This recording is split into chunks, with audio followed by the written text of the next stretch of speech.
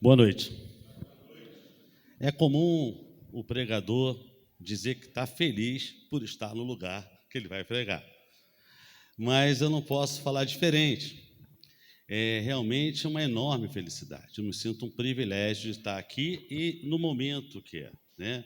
Nesse momento tão especial na vida da igreja, na vida do Levi, da Priscila, da sua família. E dessa igreja que eu gosto tanto, né? Assim, tem pessoas aqui que eu tenho um carinho muito grande e aprendi a amar o Lucas e Levi, a se relacionar com eles, conversar, trocar, ser motivado pela motivação deles, e isso é muito bom, né? A IEA aqui em Andradas serviu para mim como um renovo, né? Uma esperança renovada, uma confirmação do propósito de Deus para a vida dessa cidade. Eu sempre, desde que cheguei aqui, eu pensava no trabalho com as igrejas de uma forma geral, né? Eu sempre aprendi assim, no Rio de Janeiro, pregar, evangelizar e falar para a pessoa assim: busque uma igreja mais próxima da sua casa. E aí tentei assim com muitos pastores, mas caminhos vão sendo traçados de forma diferente. E aprove a Deus reunir Lucas de Levi, o reverendo Sodinha e o pastor Joãozinho. O pastor Joãozinho tem sido uma bênção, uma experiência tão grande, né? Uma bênção na nossa vida. Pastor Abraão, que é de outra cidade, mas tem me abençoado bastante também. E a gente toma um café de vez em quando, e a gente vai trocando, renovando. Lucas é difícil, né? Mas ele está devendo um café aí para a gente, né? Mas sempre quando pode, ele está lá. E é muito bom isso para o pastor, porque o pastor é uma figura que tende a ser solitário, tende a ficar, não só o pastor, mas a família pastoral, vou incluir as esposas também, né? Uma cobrança, uma expectativa. Eu cheguei em Andradas e conversava com a igreja, falava assim, ó, eu gosto de visitar, de aconselhar, de dar aula. Eu penso que quando eu estou pregando, eu estou dando aula, não penso que eu sou um pregador. Tenho dificuldade com questões administrativas, essas questões de gestão, obra, isso eu tenho dificuldade. E alguns pensavam assim, pô, pastor humilde, veio lá do Rio de Janeiro, todo humilde. Hoje eles estão vendo que é verdade. Não, humildade não é verdade, eu não enganei ninguém. E hoje Deus está trazendo pessoas para me ajudar nesse processo administrativo, gestão, porque eu gosto de estar com pessoas. Mas a igreja, às vezes, cria uma expectativa. Pensa que o pastor é um guru, né? O pastor tem todos os dons. Ele vai desde a obra, a cantina, tudo o pastor tem a resposta. E não é assim, né? Graças a Deus, porque essa igreja já está construindo ou reconstruindo essa visão da importância da participação de todos e entender essa figura do pastor, do missionário, também nas suas limitações, nas suas fragilidades. Como é difícil o pastor ficar todo momento se abrindo para a igreja, e a igreja já começa, né, a ficar, puxa, o pastor está mal. Tá. Então, quando coloca pastores para pastorear pastores, é sempre um privilégio, e tem sido assim para mim, Lucas e Levi, né? Tem sido esse privilégio. Quando pensava num culto de envio, é a primeira vez que eu tenho essa oportunidade, para mim também é um privilégio, pensei até em falar assim, pô, Lucas, acho que tem que pregar você. Aí eu pensei, não, o Lucas vai chorar mais do que pregar, deixa que o Lucas, em outro momento, ele faz a oração, participa, deixa que eu vou viver esse privilégio. E pedindo a Deus, né, nesse processo que o pastor tem para trazer a mensagem, para abençoar a vida dos irmãos, a ideia é que não é uma pregação para o Levi, para a Priscila e para a família, é uma pregação para a igreja. E a ideia do culto do envio é muito apropriado, porque eu gostaria, em nome de Jesus, que vocês saíssem daqui todos enviados. Todos. Se percebendo que não é um culto do envio apenas do Levi e da Priscila, é o culto do envio de cada um de vocês. Enviando para esse campo que é o trabalho de vocês. Enviando para o campo que é a escola, a faculdade, a família de vocês. Então, eu fiquei muito à vontade quando Deus colocou isso no meu coração, porque eu posso estar falando para o Levi e para a Priscila, mas para toda a igreja, entendendo assim. E entendendo ainda mais que vocês também estão indo para o sertão. Estão indo para o sertão não só nessa missão transcultural aqui mesmo, dentro da cidade, com os sertanejos que aqui, os nordestinos que aqui se encontram, mas também indo com eles, orando, participando, ofertando. Eu gostaria de falar, porque não é minha a oferta, então posso falar, mas a Igreja Batista vai estar ofertando, né? Já separamos lá uma oferta. Eu até pedi para o Levi e a Priscila fazer um videozinho para a igreja, que eu quero que a igreja abrace esse casal e esteja com ele também, entendendo que é um missionário da Igreja Batista aqui de Andradas também. E é um privilégio, sim, participar. Então, você que vai participar, ofertando, orando, conversando, deixei chegar um pouquinho, não precisa ser direto assim não, para dar saudade também, né? Deixa chegar, conversa. O Lucas vai dando notícia, mas daqui a pouco já começa a fazer uma ligação.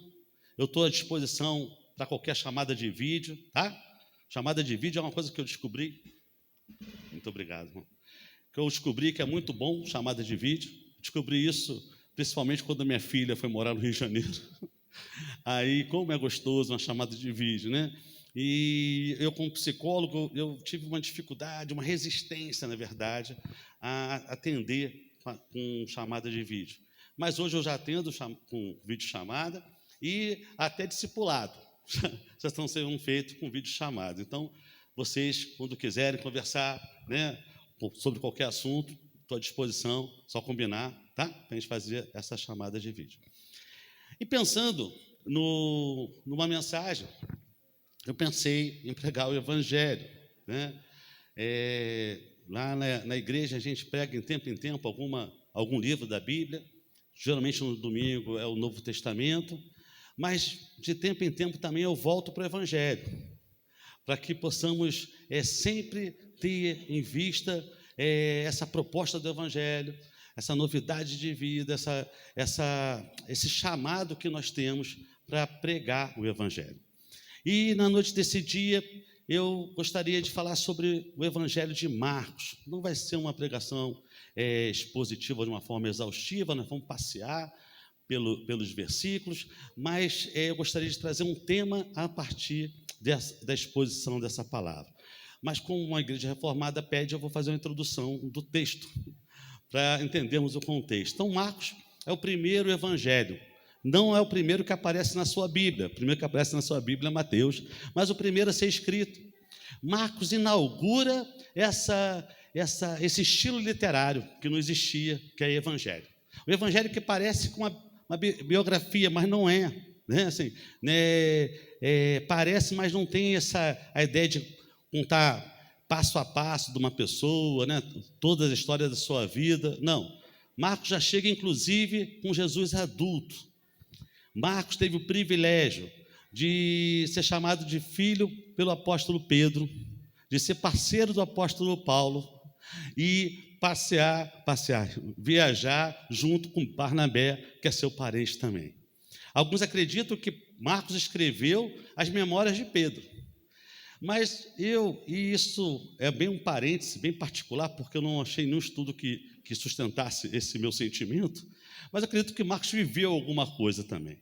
Porque se ele não viveu tudo que ele descreve de uma forma ocular, se ele não estava vendo, ele tem uma memória muito boa e escreve de como se visse aquilo que foi contado para ele. Marcos é um evangelho curto.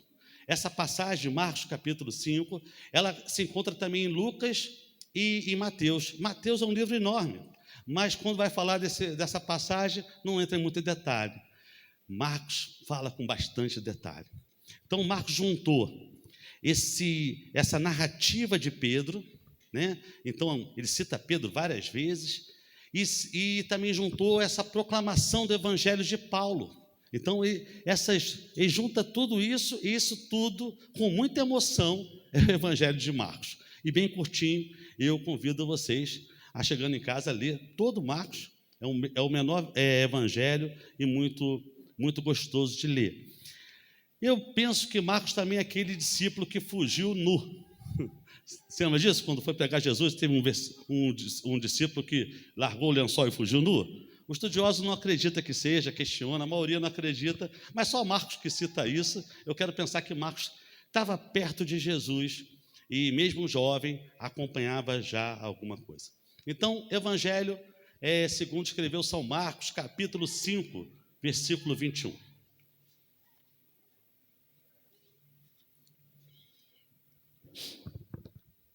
Tendo Jesus voltado de barco, para outra margem, uma grande multidão se reuniu ao seu redor, enquanto ele estava à beira do mar. Então chegou ali um dos dirigentes da sinagoga, chamado Jairo. Vendo Jesus, prostrou-se aos seus pés. Ele implorou insistentemente: minha filhinha está morrendo. Vem, por favor, e impõe as mãos sobre ela para que ela seja curada e que viva. Jesus foi com ele. Uma grande multidão seguia e o comprimia. E estava ali certa mulher que havia 12 anos vinha sofrendo de hemorragia. Até aqui tá bom. Vamos orar? Feche seus olhos, vamos orar mais uma vez. Senhor Deus e amado Pai, Pai bendito e santo Deus, Pai nosso que está nos céus. Eis aqui a sua palavra, Pai. Pai, muito obrigado por essa porção tão preciosa da sua palavra. Ajuda-nos, ó Deus, a entendê-la, a compreendê-la. Ajuda-nos, ó Deus, a ver, além da mera letra, ver o Senhor e a sua vontade para nossas vidas, ó Pai. Ajuda a guardar tudo isso em nosso coração, para não pecarmos contra Ti. Sem o Senhor não conseguiremos, sem o Senhor nada podemos fazer. Por isso oramos pedindo a sua ajuda. Em nome de Jesus. Amém. Amém. Pode voltar lá para o 21, que a gente vai passeando. Eu parei porque a história é longa e vamos passar pelo texto. Eu conversei com o Lucas, eu tenho feito na igreja assim, eu coloco uma narração, né? O texto é a narração. Eu acho que fica menos cansativo do que a minha leitura. E a igreja tem recebido isso bem. Porque quando o texto é muito longo, às vezes a pessoa fica um pouco dispersa da história. Mas é uma história bastante conhecida. Conhece essa história? É uma história onde Jesus, nesse capítulo, é muito intenso, como eu falei em Marcos, né? Marcos fala, ele está vindo lá de Gadara, onde Jesus expulsou o demônio, tirou o demônio lá, gadareno, lembra essa passagem? As pessoas reagem de uma forma esquisita ali, e Jesus atravessa e vai para essa margem do rio. Talvez sabiam que Jesus já tinha acalmado tempestade, Jesus já tinha feito milagres, Jesus já era conhecido, e foi quando Jairo foi ao encontro de Jesus. E ele é interrompido pela mulher de fluxo de sangue. Amém? Já conhece essa história, a gente vai passear por ela mais uma vez. Mas eu escrevi algumas coisas sobre essa história. É uma história de sofrimento. E talvez esse é o tema que eu gostaria de trazer, assim, talvez um tema extemporâneo, um tema um pouco fora de moda, mas é um tema importante, já que sofrimento faz parte da nossa vida. O nosso Deus é um Deus que sofreu na cruz do Calvário, e nós somos chamados a viver de uma forma digna os sofrimentos que na vida traz para a gente. Existe diferente tipo de sofrimento. Então, nós não vamos falar do primeiro, mas só desse sofrimento que foi exposto nessa história. Primeiro, a mulher de fluxo de sangue. Segundo, Jairo, que sofria. E terceiro, a filha de Jairo, que agora já estava em um estado terminal, próximo a morrer. Segundo Mateus, inclusive, coloca ela já como morta. Mas Lucas e Marcos colocam como se ela estivesse próxima a morrer. Esses são alguns sofrimentos retirados do texto, mas eu acredito que outros sofrimentos estavam lá. Onde tem gente, tem sofrimento. Onde tem pessoas, tem sofrimento. Tinha multidão, e a multidão não estava de graça. A multidão não estava seguindo só por seguir.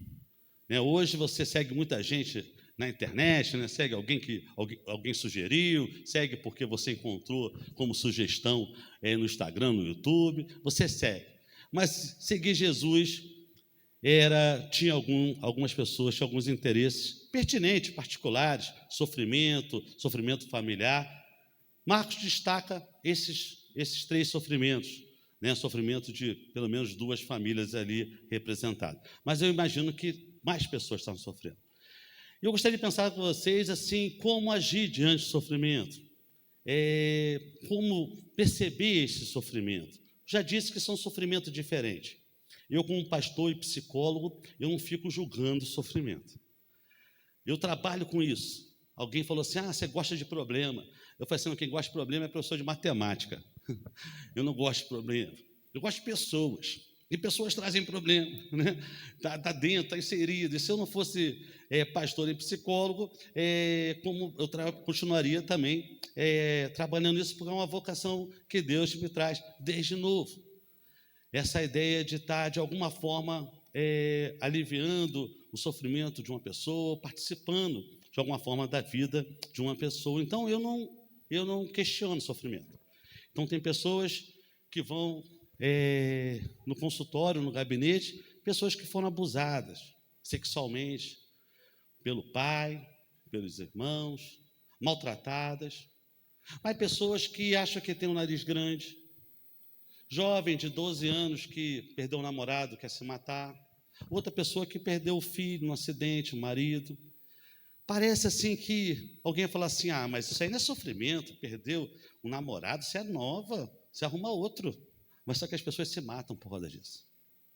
Então, eu não estou aqui para questionar o sofrimento. É sofrimento, eu vou acolher como sofrimento. É bem verdade que, dependendo da abordagem, se for como psicólogo, como pastor, mas as duas abordagens eu provoco para as pessoas perceberem melhor aquilo que elas estão entendendo como sofrimento, mas partindo do princípio de respeitar quem está sofrendo. Amém?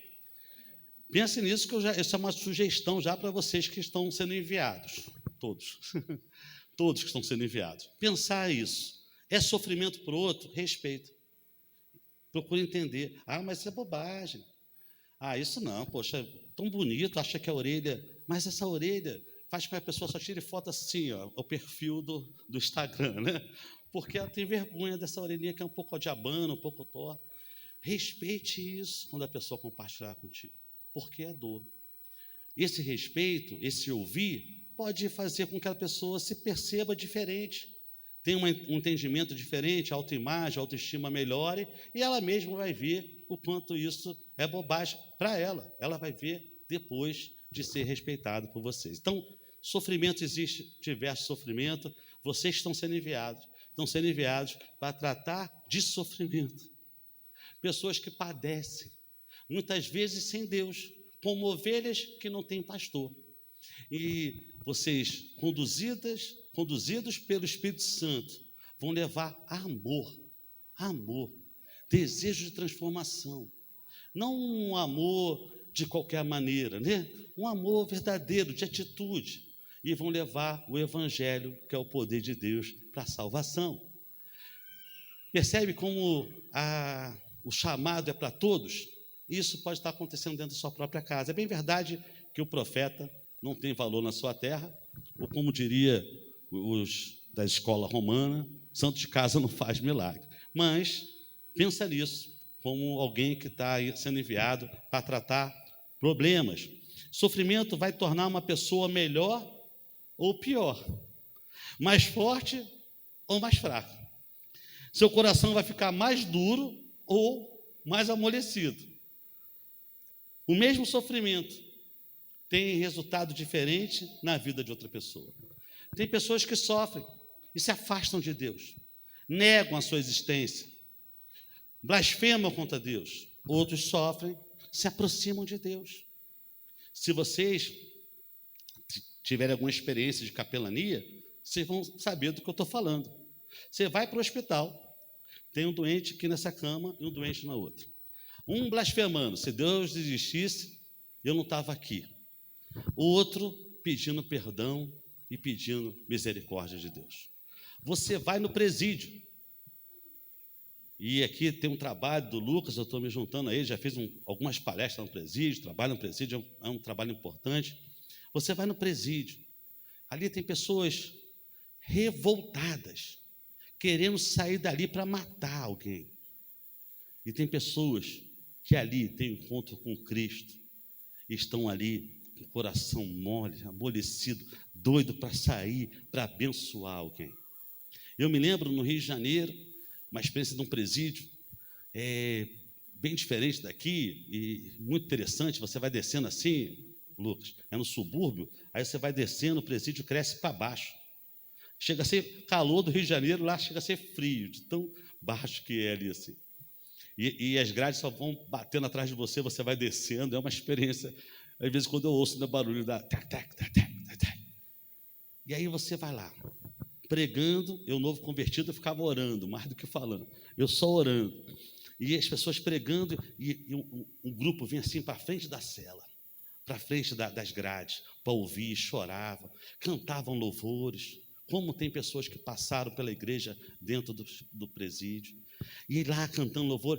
E eu olhei assim, uma ocasião, uma pessoa atrás, que ele ficava andando assim, ó, para um lado e para o outro, olhando com a raiva, e aquilo ficou gravado na minha memória. Parecia um animal enfurecido. Não sei quando já foi no zoológico, ver o leão passando para um lado e para o outro assim. Parecia assim, vivendo o mesmo sofrimento, mas com reações diferentes. Tem pessoas que ficam de mal com Deus porque seu filho morreu, seu pai morreu, sua mãe morreu, alguém morreu, e a pessoa não quer mais. E tem pessoas que, quando perde um ente querido, ressignifica a vida e vive de uma forma que dá tributo, né, dá louvor, honra a pessoa que morreu, passa a ser um pai diferente, passa a ser um homem diferente, uma mulher diferente. Reações do sofrimento. Eu falo, e não preciso ser profeta nem psicólogo para saber que pessoas aqui estão sofrendo, têm o seu sofrimento. Eu quero dizer que não é só história, a vida é uma história de sofrimentos também. E o último exemplo dessas reações diferentes está na cruz do Calvário. 2 ladrões morrendo da mesma forma, no mesmo instante, um blasfemando contra Deus e o outro dizendo: lembra-se de mim quando entrar no paraíso. Então, percebe que não é sobre o sofrimento, é sobre a sua reação diante do sofrimento. Então, não diminui nem questione o sofrimento dos outros, mas perceba, reflita. E a gente vai usar a história para pensar mais um pouco sobre isso. Então, depende da maneira que reagimos ao sofrimento. Tendo Jesus voltado do barco para o outro lado, afluiu para ele grande multidão, e ele estava junto do mar. Eis que chegou a ele um dos principais da sinagoga, chamado Jairo, e vendo, prostrou-se aos seus pés. Um dos principais, segundo Marcos, segundo Mateus e Lucas, era o principal, era o presidente. Isso é interessante, porque Jesus já não estava assim muito próximo com as pessoas religiosas da época. Aliás, foi o grupo que teve mais problemas, né? Jesus teve mais problemas desde o início do seu ministério, e com o chefe de sinagoga, já tinha fariseus, já pensando em fazer alguma coisa contra Jesus. Jairo, para fazer o que está fazendo, Jairo está desesperado. Para aproximar do jeito que está se aproximando, é realmente um desespero. E percebe que Jesus vai dar atenção e carinho a Jairo. Jesus não tem rancor. Esse pessoal fariseu, não. Se convidar, Jesus vai lá almoçar com um fariseu. Ele vai conversar. Ele conversou com Nicodemos, enfim. Jesus não faz essa distinção. Hoje nós fazemos. Hoje tem crente que faz. Crente petista não fala com crente bolsonarista. Crente bolsonarista não fala com crente petista. Onde nós chegamos, gente? Onde o evangelho da salvação é preterido por questões de ideologia que não vão levar a nada. Ninguém representa o cristão. Ninguém, nenhuma ideologia. Mas vamos combinar que essa aqui, esquece isso. Defenda a ideologia pelos valores que ela apresenta. Defenda a ideologia pelo aquilo que ela sugere. Mas não faça uma ligação, porque não existe. E não pode dizer que esse é o candidato de Deus, só se você for profeta e colocar sua vida falando isso? Porque nós não sabemos o que Deus tem para nós. O que Deus tem para nós sabemos que está na Bíblia. Mas vejamos, um exemplo de Abacuque. Abacuque estava passando por um momento difícil da nação. Juízes corruptos, religiosos corruptos, uma nação que tinha abandonado Deus. Ele pede a Deus. Ele pede a Deus e Deus parece que não está ouvindo. Ele grita violência e Deus parece que não está ouvindo. Aí Deus ouve. Fala assim, tá bom, Abacuque, eu vou mandar um presidente bom para você, Nabucodonosor. Aí Abacuque falou assim, que é isso? É o pior isso. Aí ele falou assim, ainda vai ficar 70 anos. Então o que Deus quer para a nossa nação? Você sabe, com certeza. Você pode confirmar? Se você é cristão e fala que Deus quer isso, você está sendo, vou dizer uma expressão melhor, assim, irresponsável no mínimo. Assim, porque falar o que Deus não está falando é algo que a gente não deve fazer. A gente deve falar o que Deus está falando. Ah, mas eu gosto mais desse do que aquele. Tranquilo. Mas você não sabe o que Deus quer para o seu povo. Se é momento de mais madureza, um momento de mais sofrimento, para se aproximar mais dele. Nabucodonosor foi o que Deus queria para aquela nação naquele momento. E Abacuque aprendeu uma coisa muito importante, que é uma frasezinha, um versículozinho pequenininho, que é tão importante para os judeus, mas que também é tão importante para nós no Novo Testamento, porque ele é atualizado, né, por Paulo e pelo autor de Hebreus. Sabe qual é o textozinho? O justo viverá pela fé. Nós temos uma mensagem. Tem pessoas que votaram no Bolsonaro e estão sofrendo. Tem pessoas que votaram no Lula e estão sofrendo. E você tem uma mensagem que tira o sofrimento, ou pelo menos dá sentido ao sofrimento. E você não pode se privar dela, porque você tem ideais diferentes. Eu sei que não é fácil, eu não estou falando aqui como se fosse simples, mas é a tua vocação. Você está sendo enviado para isso. Imagina agora o Levi vai para o sertão e vai evangelizar. Quem votou no Lula? Não, isso eu não quero, eu vou evangelizar. Não faz sentido. Você é a mesma coisa, sendo enviado para a sua casa, sendo enviado para a sua escola, para o seu trabalho. Você tem direito de manifestar seu voto? Tem. Eu também tenho, mas eu abro mão desse direito para poder não fechar os ouvidos das pessoas para mim, para a mensagem mais importante que eu tenho para falar, que é Jesus Cristo. Morreu na cruz para te salvar. Vai voltar e vai reinar plenamente. Essa é a mensagem. Então, voltando lá, seguindo, insistentemente ele suplicou, minha filhinha está à morte. A filhinha dele tem 12 anos. A minha filhinha tem 23 ou 24? 23, 24 anos. A minha filhinha tem 24. Filhinha é assim, tem 50, 60, é filhinha, né? E ele fala assim, minha filhinha está à morte. Vem e impõe as mãos sobre ela, para que seja salva e viverá. Olha só como é que é a diferença. Você vai ver agora a diferença. Esse é o religioso pedindo ajuda para Jesus. Ó, vem, impõe a mão nela, e ele diz, tem que ser assim, né? Deus vai agir nesse quadradinho, não é assim.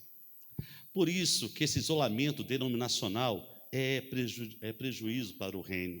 Devemos respeitar, por mais esquisito que aquela igreja seja para você, pode ter certeza, você é esquisito para ela também. Assim, eu penso assim, mas Deus age como Ele quer, da forma que Ele quer. E nós devemos respeitar isso. Temos a revelação de Deus. E salvo algumas heresias, assim, eu tenho muita dificuldade de ficar julgando uma igreja. Respeito. Principalmente aqueles que confessam Jesus Cristo como Senhor e Salvador de sua vida. Principalmente não, essa igreja que confessa isso. Essa igreja que crê no Pai, no Filho e no Espírito Santo. O único Deus, 3 pessoas. Crê no nascimento virginal. Como assim? E crê que Jesus é o próprio Deus encarnado. Essa pessoa que crê assim, verdadeiramente, é seu irmãozinho, sua irmãzinha, por mais esquisito que ela seja. Então não pense que Deus vai agir conforme você quer ou aprendeu. Pode ser que na maioria das vezes vai ser assim, mas Deus age como Ele quer, né? Então tem pessoas que acham que os dons cessaram, tem outras pessoas que acham que não. Deus é Deus, mesmo ontem, hoje e eternamente. Mas Jairo queria que ele fizesse assim. A mulher de fluxo de sangue foi diferente, você já sabe, não estou dando spoiler, porque você já conhece a história, nós vamos ver em seguida. Interessante, Jesus foi com ele, e grande multidão seguia comprimindo. Marcos dá mais intensidade nisso, assim, né? Dizendo assim, era muita gente, era difícil. Ele está relatando, concorda comigo, o que ele está falando, parece que ele está vendo isso? Parece que ele viu isso, não parece que alguém contou para ele. Estava comprimindo, tinha muita gente. Aconteceu que certa mulher, que havia 12 anos vinha sofrendo de hemorragia, e muito padecer as mãos de vários médicos, tendo despendido tudo quanto possuía, sem, contudo, nada aproveitar, antes, pelo contrário, indo a pior. Essa mulher, talvez, segundo a tradição, era gentia. Então, Jairo, um representante nobre judeu, e uma mulher gentia. Pessoas diferentes, mas com sofrimentos. Então, a gente vai ter religiosos com sofrimento, não religiosos com sofrimento. O sofrimento é bem democrático, ele atinge todas as idades, todas as raças, todas as religiões, pessoas sofrem. Seguindo, tendo ouvido a fama de Jesus, vindo por trás dele e por entre a multidão, tocou-lhe a veste. Veja que a estratégia dela foi diferente. Um queria que Jesus lhe pusesse a mão, como ele aprendeu que deveria ser feito religiosamente. Ela não, ela entendeu que só queria tocar na veste. E nós aprendemos mais uma vez com isso, né? As pessoas sofrem. E o que elas devem fazer é buscar Jesus. O que elas devem fazer é buscar Jesus. Buscar Jesus Cristo. E eu gostaria de pensar sobre isso, porque temos tratado o sofrimento hoje, pelo menos de duas maneiras, religiosamente falando, né? Uns acreditam que não, é sofrimento mesmo, não tem jeito, você está aqui para sofrer, é melhor você ser forte, e ignora a misericórdia de Deus, o carinho de Deus. Esses são os reformados, nós reformados. Acredito que sofrimento é isso. E a gente ignora o milagre, a gente pode pedir qualquer coisa. Mas um reformado estuda muito, e ele entende que, puxa, não tem como pedir nada para Deus, e acha que não merece nada, e perde a oportunidade de pedir para um pai que tem prazer em conceder alguma coisa. Mas, do outro lado, tem pessoas que acham que não pode sofrer. Existe um evangelho já há algum tempo, uma teologia, melhor dizendo, que tão nefasta, tão ruim quanto a da prosperidade, que é a chamada da hipergraça. Já ouviu falar? Hipergraça. Não importa o que você faz, Deus está sempre te perdoando, você pode agir como se quiser. É ruim falar hipergraça, porque para mim a graça já é hiper mesmo. Mas tem uma forma, uma conotação ruim isso. Pensando assim, você pode adulterar, que Deus é amor. É verdade que Deus é amor, mas Deus também é justiça. E essa teologia, como é que ela vê o sofrimento? Você está sofrendo? Então você pode tudo para parar de sofrer, porque Deus não quer que você sofra. Então nós vivemos esse dilema, né? Do sofrimento. E eu gostaria de pensar de forma diferente, pensar na forma de Jesus Cristo, assim, a partir desse ponto de vista cristão, como lidar com o sofrimento. Então, você vai buscar Cristo. Então, sofrimento te leva a Cristo. Existe um clichê evangeliquez que diz assim, a pessoa vai pela dor, pelo amor. Eu não gosto muito desses clichês. Mas é assim, o sofrimento deve levar a Cristo. Como nós falamos, você não fica indiferente ao sofrimento. Ou endurece ou amolece, é melhor que você amoleça, e é melhor que você, mesmo sem entender, se agarre a Cristo. Mas pessoas vão buscar de forma diferente. E essa mulher teve estancada a sua hemorragia e sentiu no corpo estar curada do seu flagelo. Jesus, reconhecendo imediatamente que dele saíra poder, virando-se no meio da multidão, perguntou: quem me tocou nas vestes? Responderam os seus discípulos: vejo que multidão te aperta e diz: quem me tocou? Quem me tocou? em outro evangelho diz que foi Pedro que falou isso, né? Pedro era mais assim, saidinho, né? Pô, quem tocou Jesus? Uma multidão tocando no Senhor.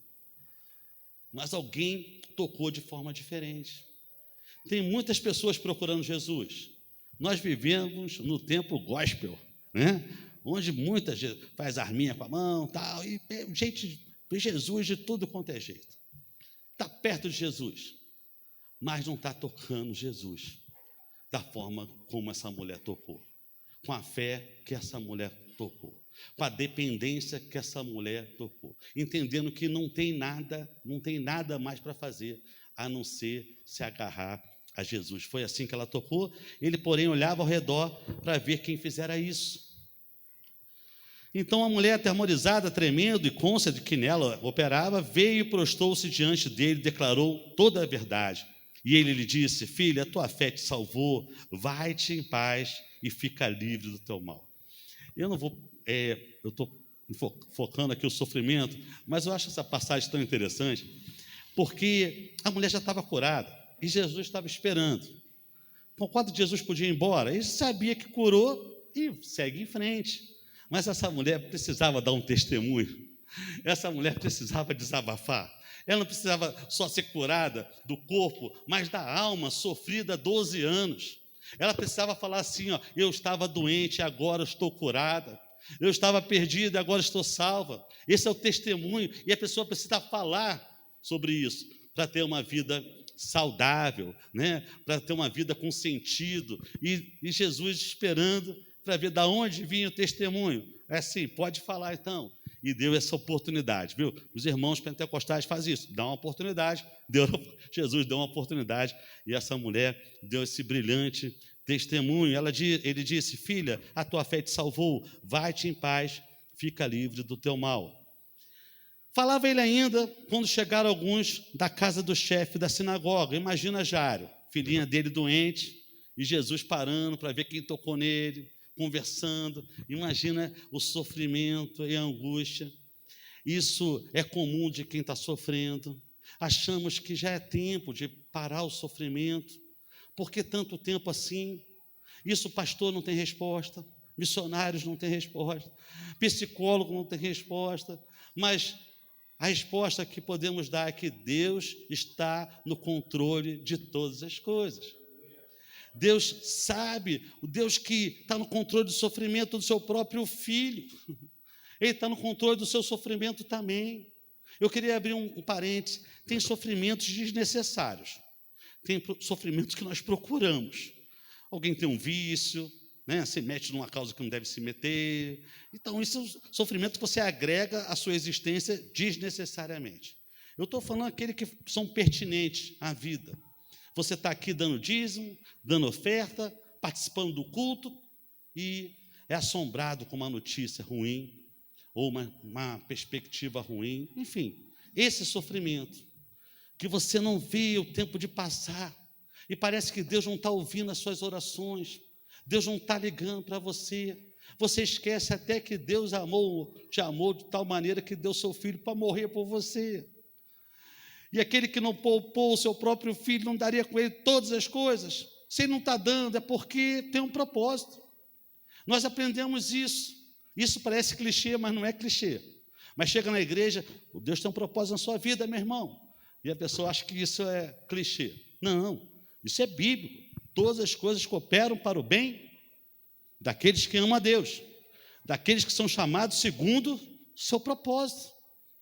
Se você ama a Deus, as coisas vão cooperar para o seu bem, mesmo você não entendendo, e a gente vai concluir falando sobre isso. Às vezes não entendemos, mas confiamos em Deus.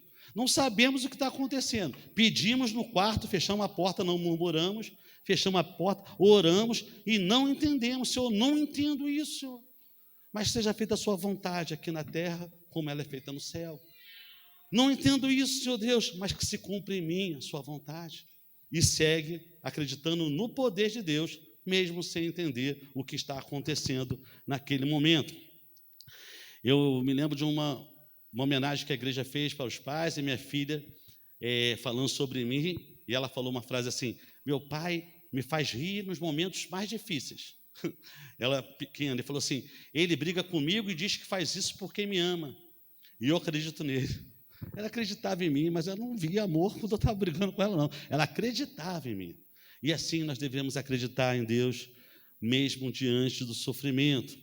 Mas falava, quando chegaram algumas pessoas à sinagoga, que disseram, tua filha já morreu, porque ainda incomodas o mestre. Já era, isso não tem jeito, não. Pode ter certeza que alguém aparece na tua vida para falar isso. Vai alguém aparecer, vai falar assim, não, isso aí não tem jeito, não. É assim mesmo. E nós, reformados, batista, EA, presbiteriano, a gente tem uma tendência a ir para esse lado aí. De assim mesmo. Não faça assim. Continue. Enquanto o ditado popular, né? Enquanto a vida é esperança, enquanto a vida você vai pedindo a Deus, até que eu ouça uma resposta de Deus. Aí sim, você pode parar de pedir. Não quando algumas pessoas vêm falar com você em nome delas mesmas, não em nome de Deus. Mas Jesus, sem acudir a tais palavras, ignorou essas palavras, não brigou, não discutiu, não tretou, nada, que está na moda hoje, né? Ele só ignorou. Disse ao chefe da sinagoga, não temas, crê somente. Se você esquecer de tudo que eu falei, lembre disso. Não temas, crê somente. O medo faz parte do ser humano. Aqui não está dizendo que ter medo é pecado. Não, ter medo faz parte e o medo faz que a gente sobreviva, senão muitos nós seríamos irresponsáveis se não tivéssemos medo. Mas Jesus está falando aqui assim, não precisa temer, crê somente, creia. Então, é um desafio para o Levi, para a Priscila, 3 filhos indo para lá, crê somente. Não temos, crê somente. Tenho medo dentro de mim e minha fé. Deus está falando assim, tira esse medo agora. Crê somente, siga em frente. Não tem esse medo que paralisa, esse medo que desiste, esse medo que faz com que você não prossiga. Não, você pode ter medo, mas a tua fé faz com que você prossiga. Daí Jesus falar, crê somente. Está comigo, estamos juntos, pode acompanhar, que eu sei o que eu estou fazendo. Contudo, não permitiu que alguém acompanhasse, senão Pedro e os irmãos Tiago e João. Vejam bem, diante daquela multidão, talvez muitos gentios, Jesus, permitiu que a mulher falasse, dando testemunho para toda aquela multidão que apertava Jesus Cristo naquele momento. Agora está entrando no lugar de judeu, só judeu religioso. Aí falou assim, não, você não vai entrar, só vai entrar Pedro, Tiago e João. Chegando na casa do chefe da sinagoga, viu Jesus um alvoroço, os que choravam e os que pranteavam muito. Talvez aqui tinham aquelas carpideiras profissionais, aquelas pessoas que iam chorar, né? Era comum no povo de Deus naquela época, algumas pessoas tocarem velório para acelerar ou incentivar esse sentimento de tristeza, né? Então, eu acredito que isso eram profissionais, porque, percebam, estavam lá um alvoroço, ao entrar ele disse, por que estás em alvoroço e chorais? A criança não está morta, mas dorme. Sabemos que ela está morta porque Jesus a ressuscitou. Então, Jesus está usando uma expressão que ela está dormindo porque ele sabe que vai acordá-la, né? E riam dele. Poxa, estavam chorando há pouco tempo e começa a rir, é estranho, né? Quem está chorando, emocionado, fala isso, vai ficar surpreso, vai achar que a pessoa está falando uma bobagem, mas rir, do choro ao riso, então acredito que esse choro era falso, ou talvez profissional. Tendo ele, porém, mandado sair a todos, tomou o pai, a mãe da criança e os que vieram com ele, e entrou onde ela estava. Tomando-a pela mão, disse, Talita cumi, que quer dizer, menina, eu te mando, levanta-te. Essa expressão me parece assim forte, não sei quanto a vocês, já devem ter ouvido essa história várias vezes, mas essa expressão me lembra a expressão de Jesus com Maria. Quando Maria, lá no João, no Evangelho de João, no casamento, o primeiro sinal de Jesus, escrito por João, transformando água em vinho, Jesus fala para Maria, Maria, que tenho eu contigo, mulher? Não parece forte, mas é uma questão cultural, é uma questão que Levi e a Priscila devem aprender, porque o nordestino tem uma palavra mais retada, mais forte, E não quer dizer que está falando mal, ou é falta de educação, está sendo grosseiro, é força de expressão. Filho tratando mãe, pai, né, com muito amor, mas uma forma meio arretada para falar. Nós mineiros, eu sou mineiro já há 7 anos, 8 anos vou fazer aqui, nós mineiros somos mais sensíveis. Né? Falou alguma coisa diferente, a gente já fica triste, não é assim ou não? Né? Fica amoado, assim, puxa, fulano tal falou diferente comigo, ali não gostei. Nordestino não costuma ser assim, não. Essa geração de mimimi está no país todo, mas não costuma ser assim. Então, quando Jesus falou, que tenho eu contigo, mulher, era uma expressão hebraica com todo carinho e respeito. Você acha que Jesus Cristo ia ser grosseiro com a mãe? Não teve filho melhor do que Jesus, não. Agora, essa mesma impressão parece, menina, levanta, te mando.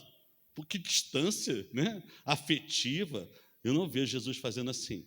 Mas alguns estudiosos acreditam que essa palavra era uma expressão que, como uma mãe acordando uma filha, um pai acordando uma filha, despertando de um sono, filha, acorda, vem cá, levanta.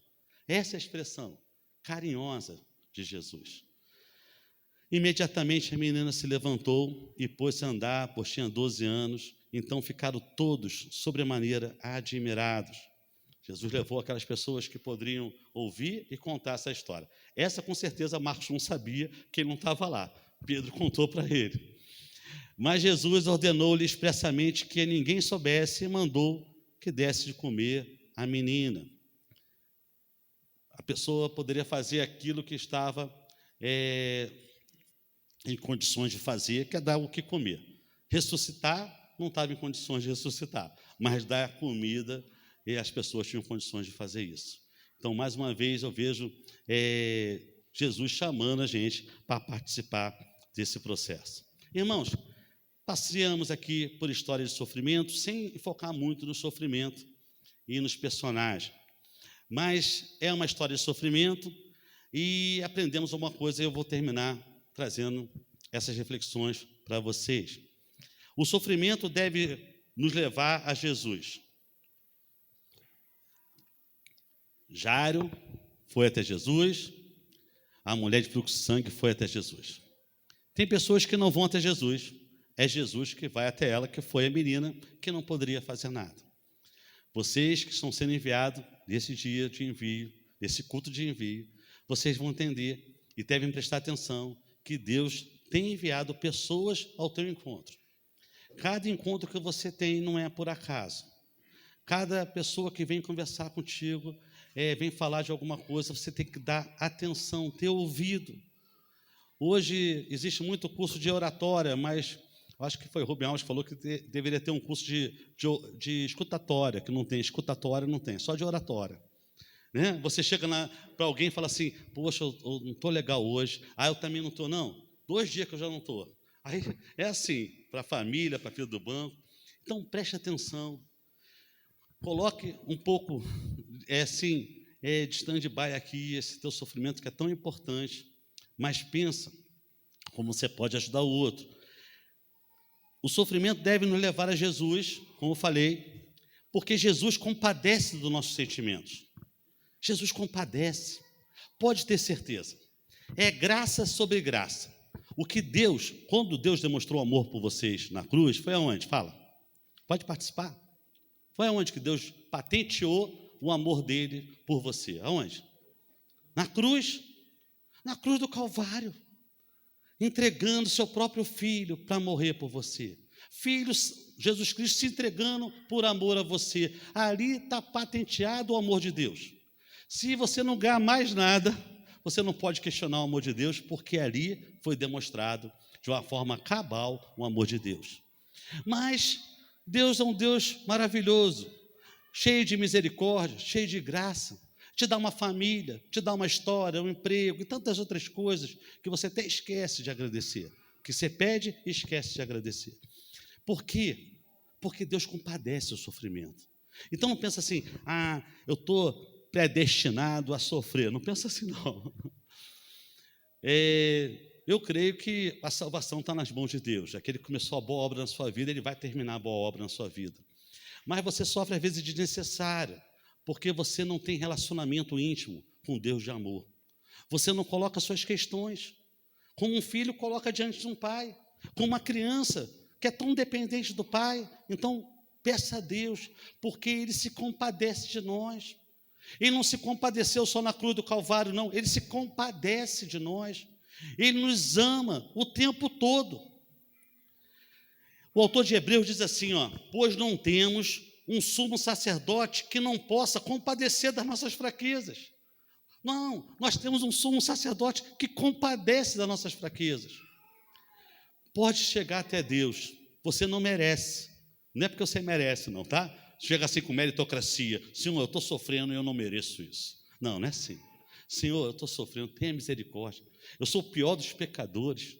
Mas qualquer sofrimento, irmãos, não espero o sofrimento crescer, não. No primeiro sinal do sofrimento, eu já me apego a Deus. Eu já estou a Deus. Escola de sofrimento, se eu precisar ficar como ouvinte, se eu puder ficar como ouvinte, eu fico como ouvinte. Eu não quero sofrer. Não tem gente que gosta de sofrer, né? Botou a mão na tomada, tomou choque. Aí outra pessoa, está um choque mesmo, vai botar a mão na tomada. Não faz isso não. Ele já tomou choque, eu não vou tomar. Eu tomo choque em qualquer lugar, menos ali. Então não procure sofrimento, mas no primeiro sinal de sofrimento, leve a Deus. Todos os dias, com jejum, oração, todas as noites, leva a Deus. Só um parênteses. O jejum e oração não coloca Deus contra a parede para resolver teu problema, não, tá? Jejum e oração é só para você entender a vontade de Deus para a sua vida. O homem segundo o coração de Deus pediu para a filha dele, para o neném, no filho, um jejum e oração. Davi, conhece essa história? Jejum e oração. E Deus falou o quê para Davi? Não. Mas Davi saiu dali com aquele sofrimento, mas entendendo que era a vontade de Deus para a sua vida. Então, busque a Deus, jejum, oração, busque ter intimidade com Deus. Ou o sofrimento sai, ou você entende o sofrimento. Ou as circunstâncias mudam, ou você muda. Alguma coisa muda nesse encontro com Deus. Essa é uma história de sofrimento. E o sofrimento deve nos levar a Jesus e deve nos levar a refletir. Nem sempre entenderemos o nosso sofrimento. José do Egito, Daniel, Jó, eles não entenderam o sofrimento. José sabia o que ia acontecer? Não, estava sofrendo, e quando ele achava que estava bom, sofria de novo.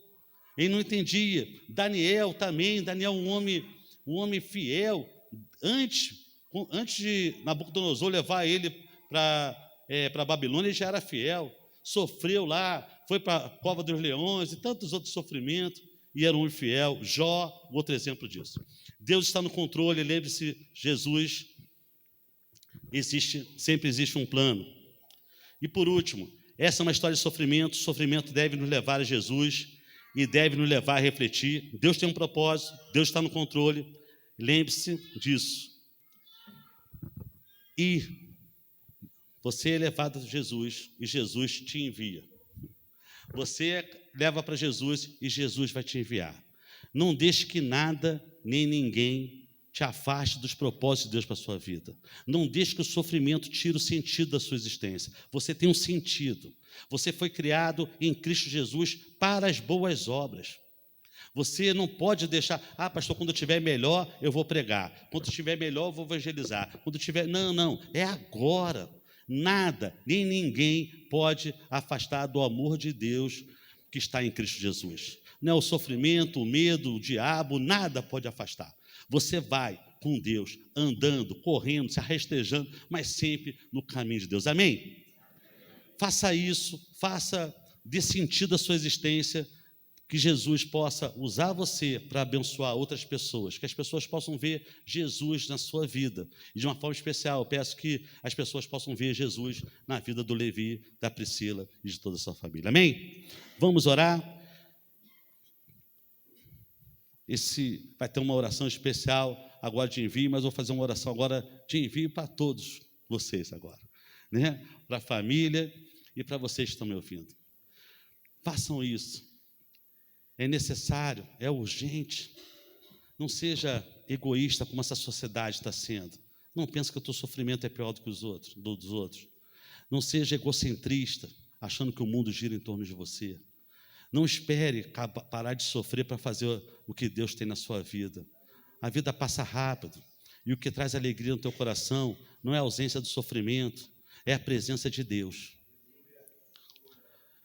Senhor Deus, amado Pai, Pai bendito e santo Deus. Pai, eu peço em nome de Jesus, perdoa os nossos pecados, perdoa a nossa negligência, a nossa preguiça, o nosso marasmo, as nossas desculpas, Pai. Perdoa, Senhor Deus, as nossas justificativas, que possamos sair todos daqui, a começar por mim, comprometido com o Teu Evangelho, comprometido com a missão, comprometido, Senhor Deus, de levar a Tua palavra, comprometido, Senhor Deus, em diminuir ou ser usado pelo Senhor para acabar com o sofrimento dos outros, ó Pai. Ajuda-nos, ó Deus, nesse propósito, porque estamos sempre fracos, mas com o Seu poder que nos fortalecemos, ó Pai. Por isso que quando estamos fracos, é aí que nós estamos fortes, porque o Senhor nos fortalece, Pai. Abençoa cada irmão e cada irmã aqui, Pai. Que cada um possa ser instrumento em suas mãos para abençoar outras vidas. Abençoa de uma forma especial, Seu Deus, Lucas, Seu Deus, sua esposa, Seu Deus, na liderança desse trabalho, Pai. Seu Deus, que eles possam ter sempre uma palavra saudável, uma palavra vinda do Senhor para a vida dos seus filhos, ó Pai. Abençoa, Seu Deus, essa igreja no propósito da sua existência, que todos aqui juntos, ó Deus, possam viver esse propósito, Seu Deus, e que possamos compartilhar junto com a Igreja Batista, Seu Deus, nessa caminhada. Peço também de uma forma especial para a vida do Levi, da Priscila e dos seus filhos. Abençoa essa família, Pai.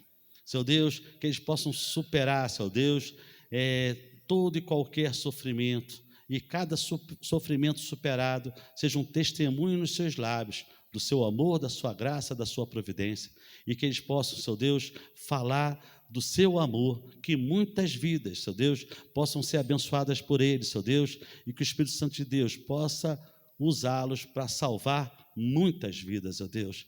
Pai, que possamos ouvir boas notícias, vinda do sertão, vinda do Nordeste, notícia que alegre nossos corações, porque estamos indo junto com eles também. Muito obrigado, em nome de Jesus. Amém e amém.